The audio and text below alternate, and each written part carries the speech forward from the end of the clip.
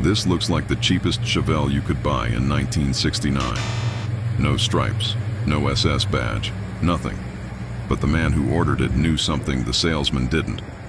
This car could pull up next to a Hemi and win. Chevrolet built it on purpose. And to do it, they had to break their own rule. Stay with me, because 50 years later, nobody, not even the experts, can agree on how many of these actually exist.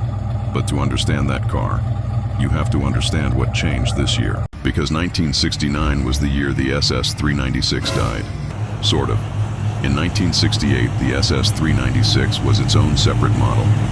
For 69, Chevrolet killed it as a model and turned it into an option box. Code Z25, $347.60. And that one change is exactly what makes this year special. Here's why.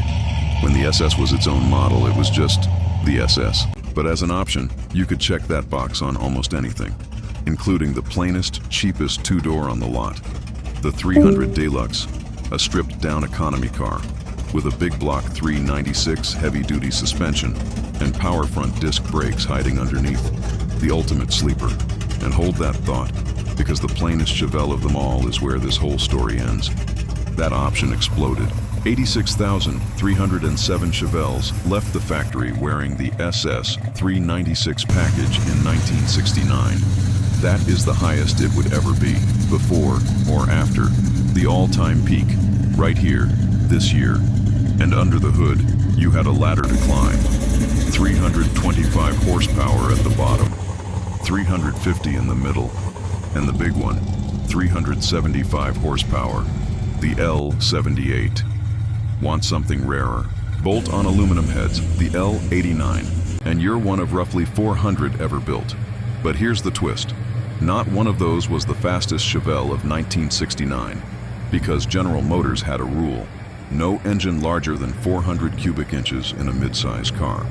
That rule is the whole reason the SS stopped at 396. So how do you get more? Simple. You don't ask permission. Remember that plain car from the very beginning? Certain dealers found a loophole. The central office production order, a backdoor ordering system meant for fleet cars and taxis, and through it they slipped in the L72. 427 cubic inches, 425 horsepower, no badges, no stripes, nothing on the outside to warn you. From the curb, it looked like a base 300 Deluxe, and it would humiliate a Hemi. So how many were built? You'll see one number everywhere, 323. But here's the thing, nobody actually counted them.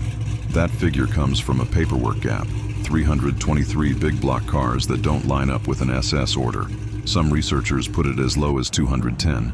One Chevrolet letter hinted at nearly 700 high-performance cars in the works. The truth, 50 years later, the most special Chevelle of 1969 is still a mystery. And maybe that's the most special thing about it. If you'd take the badgeless sleeper over the loud one, tell me down below. And if you want to see the year the Chevelle was actually allowed to surpass 400 cubic inches, that video's right here.